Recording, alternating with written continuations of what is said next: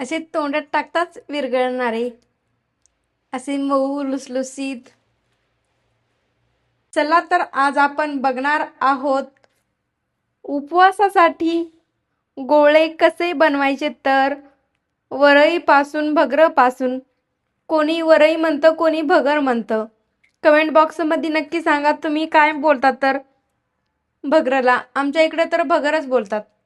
चला, साधी simple recipe आहे, झटकीपट तयार होते. चला मग रेसिपी सुरू करू. त्याआधी जर चॅनलवर नवीन असाल तर चॅनलला नक्की सबस्क्राईब करायला विसरू नका. बेल आयकॉन पण क्लिक करायला विसरू नका. चला तर मग रेसिपी सुरू करू. तर त्यासाठी मी इथं 1 वाटी भगर घेतलेली आहे, स्वच्छ बघून करून. 1 वाटी साखर पण घेतलेली आहे. चला मग पुढची स्टेप बघू काय बनवायची. तर त्याआधी जर चॅनलवर नवीन असाल तर चॅनलला नक्की सबस्क्राईब करायला विसरू नका. बेल आयकॉन पण क्लिक करायला विसरू नका अशाच नवीन नवीन रेसिपी पाहण्यासाठी. तर आता मी गॅसवर कढई ठेवून दिलेली आहे.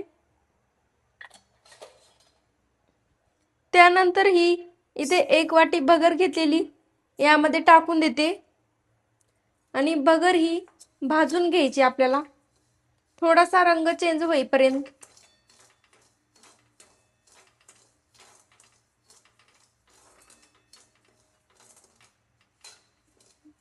सारखं ढवळत राहायचं, नाहीतर एकच साईड करपून बसते.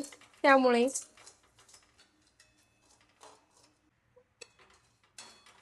आता इथे भगर भाजून तयार आहे. गॅस करून घेते बंद आणि भगरला घेते करून थंड.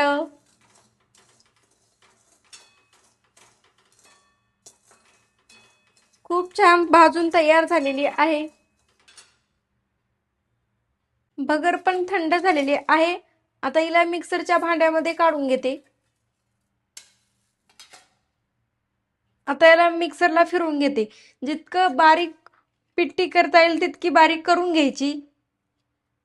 पिट्टी करून तयार घेतली आहे, पाहू शकता तुम्ही भगराची. जर तुमची अशी पिट्टी होत नसेल तर तुम्ही चाळून पण घेऊ शकता.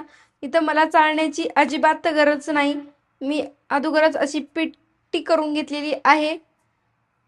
तुम्ही असं केलं तरी पण चालतं, किंवा तुम्ही भगराचं पीठ मिळतं त्याची पण केली तरी चालतं. चला आता पुढची प्रोसेस बघू. आता लगेच आपण इथे मिक्सरचं भांडे घेतलेलं त्यामध्ये ही साखर टाकून देऊ. याची पिठी साखर बनवून घेऊ. पिठी साखर अशी बनवून तयार आहे. आता परत मी गॅसवर कढई ठेवून दिली आहे. आता त्यामध्ये हे पिठी करून घेतलेलं पीठ यामध्ये टाकून देते भगरचं.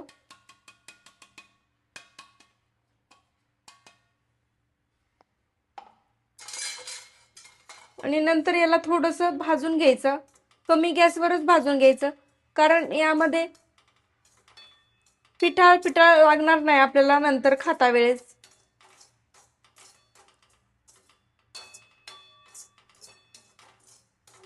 2 ते 4 मिनिटं असंच कमी गॅसवर हलक्या हाताने याला भाजून घ्यायचं. आता भाजून घेत आहे. नंतर यामध्ये टाकून देते 1 चमच मोठ्या पोहे खाच्या चमचनं साजूक तूप यामध्ये.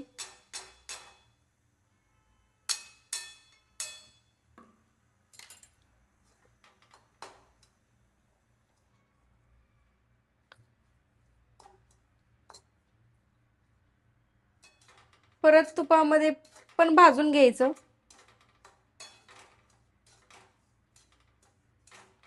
तुपाचं प्रमाण कमी जास्त करू शकता. परत मी यामध्ये अर्धा चमच टाकून दिलेला आहे. एकूण मी इथं 1.5 चमच तूप टाकून दिलेला आहे. तुम्ही जास्त कमी करू शकता यामध्ये, पण कमी गॅसवरच हे मिश्रण भाजून घ्यायचं.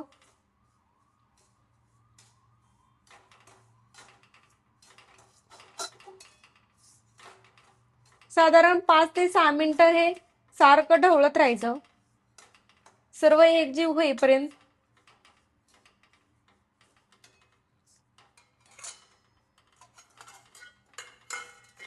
हे पाहू शकता आता 5-6 मिनिटांनी असा रंग पण चेंज झालेला आहे.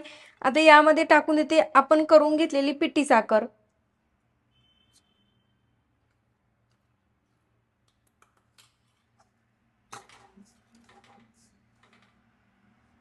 मिक्स करून घेते.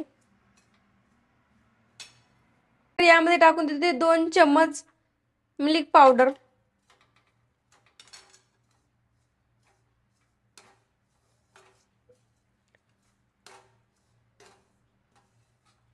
आता हे मिक्स करून घ्यायचं. आपण पिठी साखर टाकलेली आहे. यामध्ये आता पिठी साखरला थोडं थोडं पाणी सुटायला सुरुवात होईल. इथे आता हे सारण बनून तयार झालेलं आहे. आता याला थोडासा पाण्याचा शिलकावा एक देते. म्हाताऱ्या बाया म्हणायच्या ना, थोडासा पाण्याचा शिलकावा दे, तसं याला थोडासा पाण्याचा शिलकावा दिलेला आहे इथे मी. आता गॅस बंद करून हे काढून घेते खाली. आता गॅस बंद करून घेतलेला आहे मी इथे. आता हे सारण काढून घेते. हे सारण ह्या बाउल मध्ये काढून घेते आता.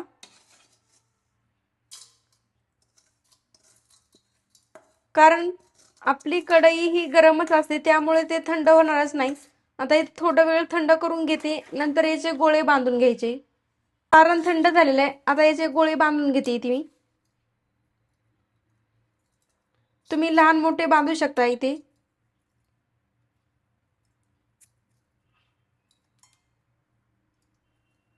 पाहू शकता किती मस्त असा गोळा बनून तयार झालेला आहे. आता याला मी प्लेटमध्ये काढून घेते आणि राहिलेले गोळे बनवून घेते. अशी खुसखुशीत, तोंडात टाकताच विरघळणारे आपले असे गोळे बनलेले आहेत. तर गोळे बनवून तयार आहेत सर्व. खाण्यासाठी पण तयार आहेत आपले असे उपवासाचे गोळे.